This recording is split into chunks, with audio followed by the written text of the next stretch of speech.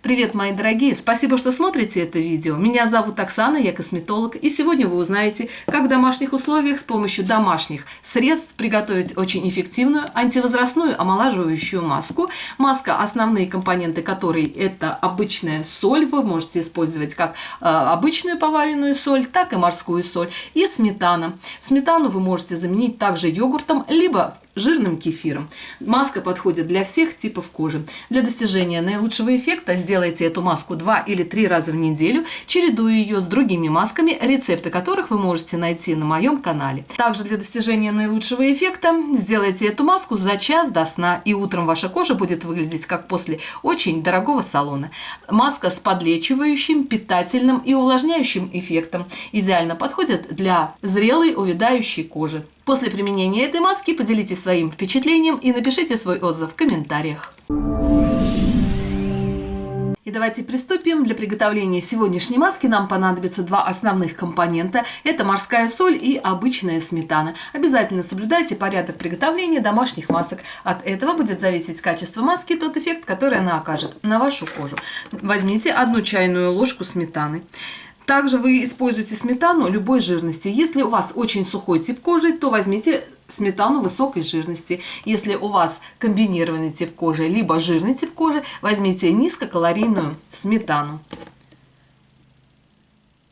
Возьмите 1 чайную ложку сметаны. Следующий ингредиент для этой маски нам понадобится 1 чайная ложка соли. Лучше всего используйте морскую соль. Если у вас нет морской соли, хорошо подойдет также и обычная поваренная соль. Возьмите 1 чайную ложку соли. Если у вас соль крупного помола, рекомендуется перемолоть соль в кофемолке, так чтобы соль была очень мелкая. Добавьте 1 чайную ложку соли. Сметана дает очень хорошее смягчающее, разглаживающее морщины воздействие. Соль отлично подлечивает кожу, хорошо также в момент смывания будет скрабировать кожу. Главное условие, чтобы соль была очень мелкая и не имела острых кристаллов, так чтобы не травмировать кожу. Тщательно взбейте все компоненты до получения однородной приятной консистенции.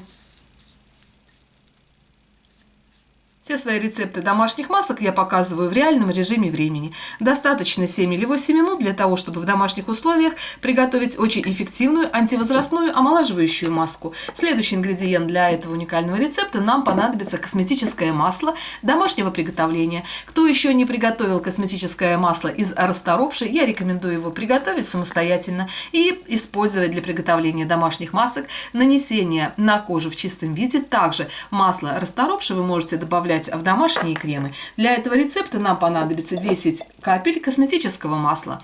Кстати, вы можете посмотреть рецепт приготовления в прошлом видео. Оставлю ссылку в первом закрепленном комментарии. Добавьте 10 капель косметического масла.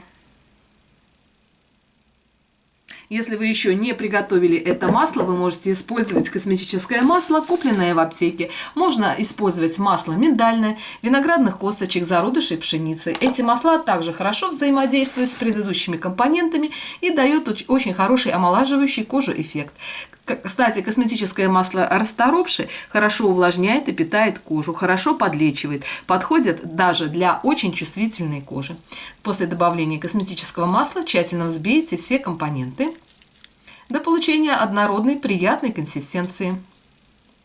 Следующий ингредиент для этой маски нам понадобится глицерин. Глицерин – это маслянистая прозрачная жидкость, не имеющая запаха, со слегка сладковатым вкусом. Не наносите глицерин на кожу в чистом виде. Добавляйте его в различные кремы и маски. Глицерин удерживает влагу в эпидермисе, предотвращает обезвоженность кожи. Также хорошо взаимодействует с предыдущими компонентами. Для этого рецепта также нам понадобится 10 капель глицерина. И тщательно взбейте все компоненты. В момент приготовления домашних масок не торопитесь. Старайтесь ингредиенты не просто размешать, но взбить. Так как в домашних рецептах мы не применяем различные отдушки, консерванты, разрыхлители и загустители, то эффективность маски будет зависеть от того, насколько тщательно вы вбили все компоненты.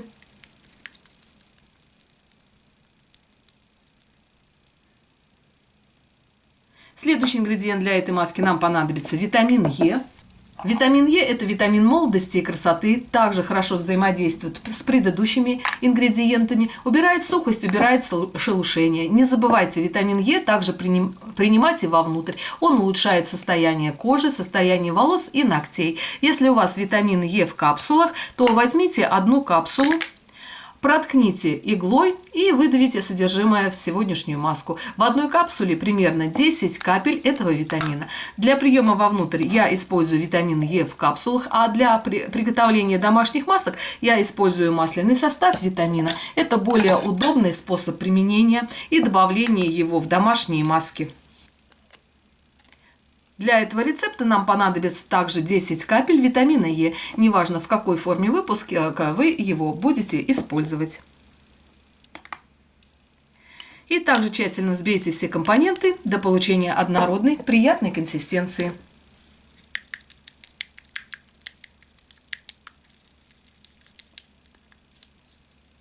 Эту маску можно хранить в холодильнике в закрытом виде до 5 дней. Также перед нанесением маски, которую вы хранили в холодильнике, обязательно ее слегка разогрейте, доведите до комнатной температуры. Не наносите домашние маски в холодном виде на кожу.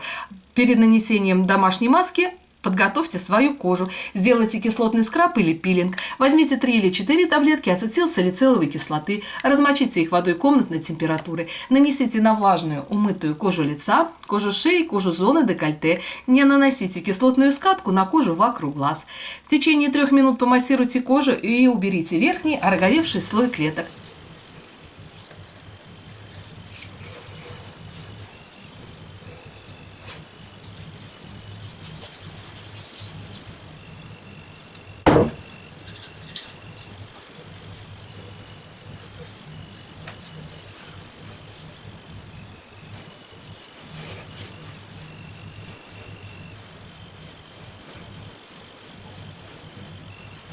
Затем смойте аспирин водой комнатной температуры и приступайте к нанесению сегодняшней маски. Наносить эту маску нужно на кожу лица по кожным массажным линиям. Аккуратными вбивающими движениями нанесите эту маску и на кожу вокруг глаз, от внешних уголков глаз к внутренним. Также эту маску можно нанести на кожу шеи, на кожу зоны декольте. Не забывайте, остатки домашних масок наносите на кожу рук. Держать маску нужно не более 20 минут. Затем размягчите лицо влажным махровым полотенцем и смойте маску водой комнатной температуры. Нанесите питательный или увлажняющий крем. Обязательно поделитесь этим видео со своими друзьями, мамами, подругами, для того, чтобы как можно больше женщин знали о простых способах омоложения кожи лица в домашних условиях. А я вас всех люблю, целую, обнимаю. Всем мира, добра и красоты. А с вами была Оксана. Увидимся в следующем видео. Всем всего хорошего. Пока-пока.